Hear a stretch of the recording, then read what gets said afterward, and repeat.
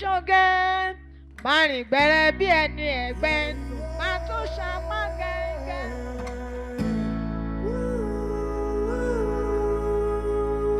Gbogbo wa tá a wà ń bí la ní iṣẹ́ kan àbómìíràn tá à ń ṣe. Segilola dẹ̀ ti kọ́ wa láwọn iṣẹ́ kan náà tó ti ṣèrànlọ́wọ́ fún wa. Àkọsílẹ̀ ti jẹ́ kó yé wa pé òwò tí a bá ń ṣe tá à ń ṣe ní ọ̀nà ìgbàlódé tó dẹ̀ jẹ́ wípé a fi ìmọ̀ ẹ̀rọ kún láti máa ṣe òwò yẹn máa ń tọ́jọ́ ó dẹ̀ máa ń ní èrè tó pọ̀ lórí. Ìdí nìyẹn tí Segilola fi rí mọ̀ wípé ẹ̀yin náà ó yẹ kẹ́ ẹ mọ̀ nípa nǹkan yẹn ní bí a ti ṣe ń ṣe ayẹyẹ ọjọ́ àwọn obìnrin lágbàáyé ní èní yìí.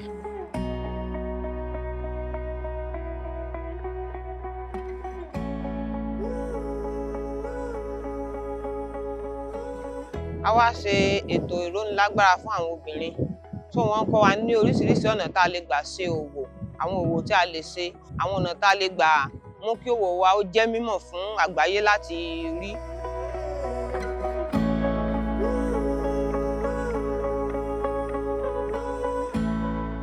Ní èní yìí àwọn nǹkan tá a máa ṣe àkọ́kọ́ ni pé láti ró wa ní agbára àwọn obìnrin tá a wá láti Mọ̀gbàrà, láti Odò àti láti Ìpèrindó. Èkejì náà ni wípé láti ró yín lágbára lọ́nà tí ẹ fi máa gbé iṣẹ́ yín kúrò ní level tó wà ń sìn. Then ẹlẹ́ẹ̀kẹta náà ni wípé láti ṣàlàyé fún yín síwájú sí àwọn nǹkan tí ìmọ̀ ẹ̀rọ tó fi lè ran òwò yín lọ́wọ́.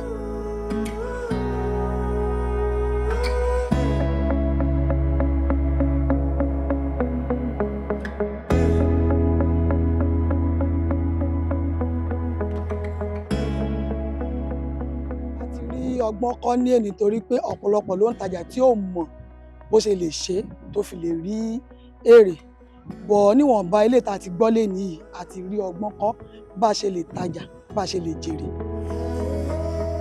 We still learn a lot of strategic business that we don't even ever think of it. Segilola through its empowerment program has put all measures in place to ensure that women within its host communities succeed in their businesses.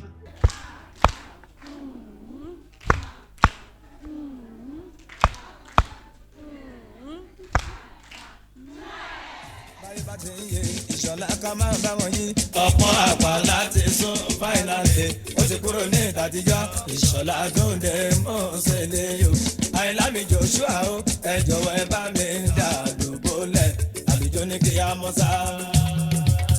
Báyìí bá ti ń yé Ìṣọ̀lá ká máa bá wọn yí. Ọ̀pọ̀ àpá láti sún fáìnàlì ó ti kúrò ní ìtàtijọ́ Ìṣọ̀lá Túndé Mọ́sẹ̀lẹ́yò Àìlámi Joshua ó ẹ jọ̀wọ́ ẹ bá mi dà lóbólẹ̀. Thank you, Ilesa Segilola. Ọwọ́ yín á máa ròkè o. Thank you, Segilola. Thank you, Segilola. Thank you, Segilola. Thank you so much, Segilola.